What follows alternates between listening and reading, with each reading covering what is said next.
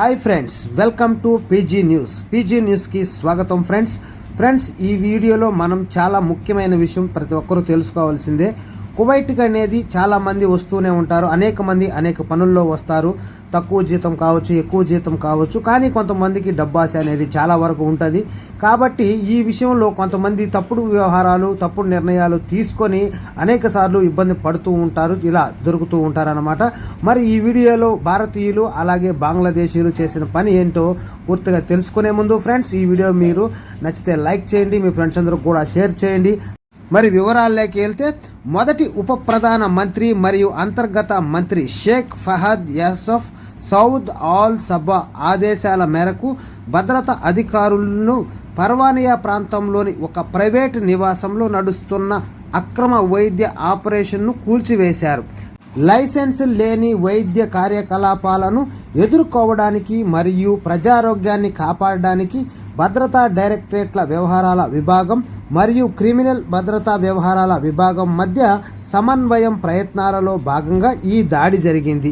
అంతర్గత వ్యవహారాల మంత్రిత్వ శాఖ ప్రకారం తాత్కాలిక క్లినిక్ లోపల 4 భారతీయులను అధికారులు అరెస్టు చేశారు.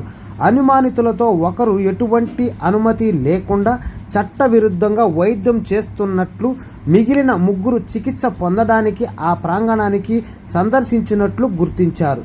దర్యాప్తులో ప్రభుత్వం జారీ చేసిన మందుల చట్టవిరుద్ధమైన అమ్మకం మరియు డెలివరీలో విస్తృత నెట్వర్క్ ప్రమేయం ఉందని తేలింది.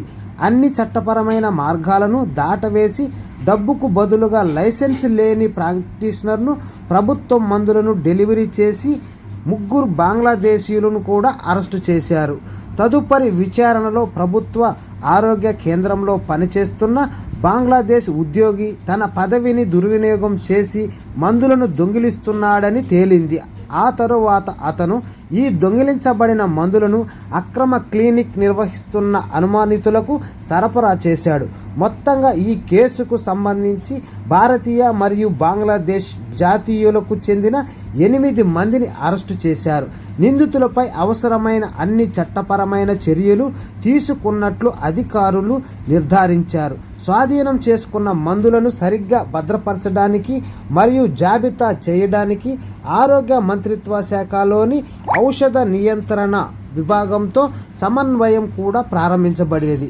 అన్ని రకాల చట్టవిరుద్ధ కార్యకలాపాలను ఎదుర్కోవడం మరియు ప్రజల ఆరోగ్యం మరియు భద్రతను కాపాడటం కొనసాగించాలనే ఒక దృఢ సంకల్పాన్ని అంతర్గత వ్యవహారాల మంత్రిత్వ శాఖ పునరుద్ఘాటించింది. Don't forget to subscribe, like, share. Thanks for watching.